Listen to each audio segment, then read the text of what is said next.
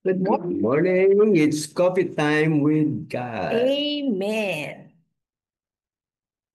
Ang title ng gospel reflection natin, The Spirit of Truth, taken from John 16, verses 12 to 15.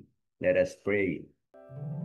Come, Holy Spirit, I need you. Come, Holy Spirit, I pray.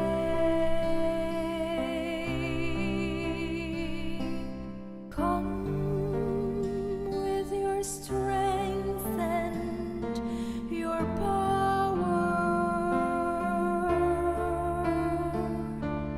Come in your own special way. Come like a spring in the desert. Come to the weary of soul. Oh, let your sweet healing power touch me and make me whole.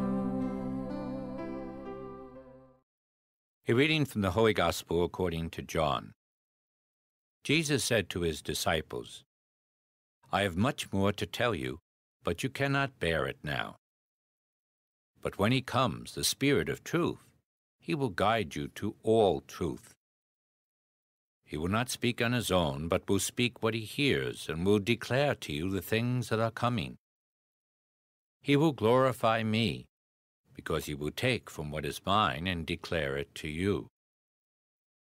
Everything that the Father has is mine. For this reason I told you that he will take from what is mine and declare it to you. The Gospel of the Lord. Praise the Lord Jesus Christ. Sa akin na napili ko dito is, you cannot bear it now. Bakit yon? Parang negative, di ba? You cannot bear it now. Sinabi niya yon. Ibig sabihin lang na si Jesus, si God, no? Alam niya yung personality ng taong ginawa niya. So alam din niya yung kahinaan natin. Yeah. Kaya sinasabi niya, you cannot bear it now. Tayo, we cannot say that to anyone, di ba? Kasi hindi natin alam ang personality ng taong yun. Pero si God sabi niya, you cannot bear it now. Walang exception. Lahat po tayo. At yan. Kaya yun yung napili ko kasi yan talaga yung parang, shocking talaga na katotohanan. Pero may good news doon, nakasama. Pag, yan yung, dahil, kasi kailangan malaman natin na hindi mo yan kaya.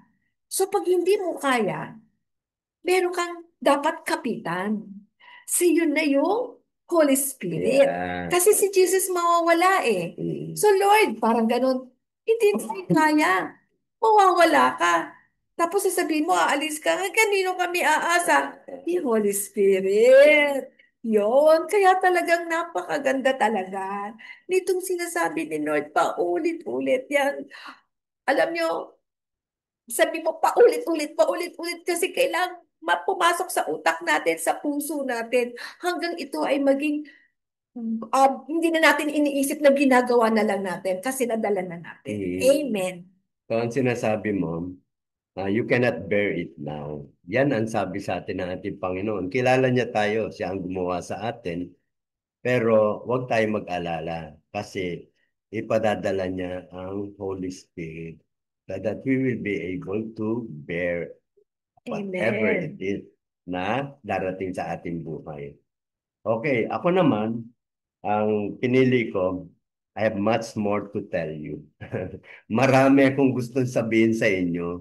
Tama-tama, kasunod nun, sabi, hindi nyo kayang tanggapin lahat ng Yes. sasabihin ko sa inyo. Ayun yung ano. Pero sabi niya, unti-unti, ipapahayag ko sa inyo through Yes. the Holy Spirit. Okay. Okay. So, ang nakuha ko sa iyo, yung promise na sinasabi ni Lord na marami pa akong gustong sabihin sa Yeah. inyo. So, dahil yon, maging patient kayo. Ah. Yan. Dahil abangan nyo pa, ano? Abangan nyo ang sumusunod. Tulad ng ginagawa natin dito, abangan ang sumusunod. Yeah. Amen. So, ang message na nakuha ko ngayon, very clear, no? Doon sa sinabi natin, parang yun na nga yung message na huwag tayong mawalan ng pag-asa. This is also applicable sa ordinaryong buhay natin. Pagka sa sinabi nga dito na, kasi dito sa sinabi niya sa disciple, may mission sila, di ba? I-proclaim the good news. Tayo naman, we proclaim the good news sa family natin, sa mga kapitbahay natin. Hindi naman pareho ng disciples na pumupunta pa sa ibang nagiging misyonaryo sila, di ba? Tayo dito lang sa pamilya natin. And how do we do that? Unang-una, meron mga tayong 10 Commandments. Alam naman natin yung pagsimba, yung mga regular na ginagawa natin mga Katoliko. Basta't maging taimtim lang tayo doon at nasa puso natin yung ginagawa natin, I'm sure may points naman tayo kay God. And kung hirap tayo doon sa mga, para gawin yung mga yun, andyan nga yung Holy Spirit. Na huwag tayo mawalan ng pag-asa na parang, ay, wala naman si Lord, hindi ko nakikita. Sinabi niya may Holy Spirit eh. Actually, lahat tayo nandito na sa atin eh. Choice na lang natin kung hahayaan natin, sige, ikaw na ang kumilos. Tayo pa rin kasi ang kumikilos, kaya nahihirapan tayo. So, let's trust and believe, no, sa lahat ng sinabi ni Jesus sa mga binabasa natin dito sa Bible. And everything will be fine, no, here on earth for us until eternity. Yeah. Dagdagan ko lang yun, kasi ang kausap ng ating Panginoong Jesus dito ay yung kanyang mga disciples. And now, yung disciples na, umabot na yon hanggang sa atin. Anyone who is serving God, who is serving Jesus Christ, is His disciples. So, para sa atin lahat ang message na ito. Ito naalala ko rin yung sinabi ni Pope Francis, no? Nung inilabas niya yung Amoris Laetitia, ang bilin niya, pag binasa ninyo yan, huwag niyong madaliin, no? Dahan-dahan lang.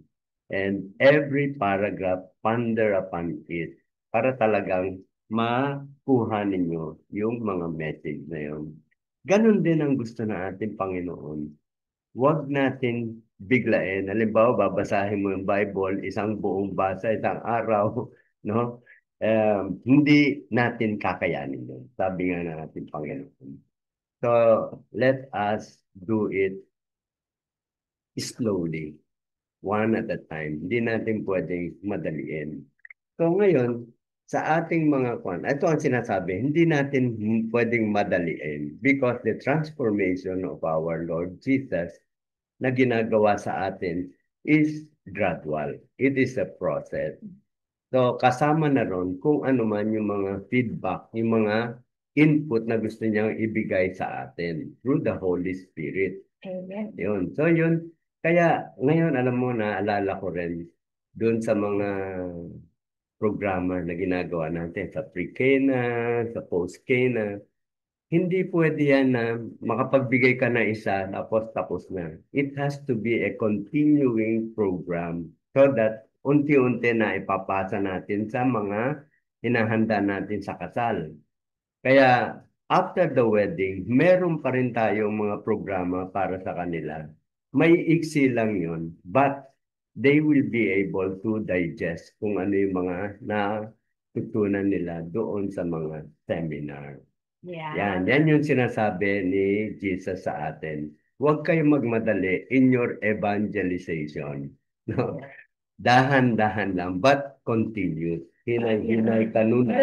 Parang ang sabi niya na binigyan niya tayo ng Holy Spirit, no? talaga para sa mga ganyan. May mga mahihirap, talaga hindi natin kaya. Meron din tayo para sa mga mag-asawa. Para rin tayo may Holy Spirit naman na nandito sa mundo. Yung mga pre-K na at saka yung mga post-K na Okay. natin.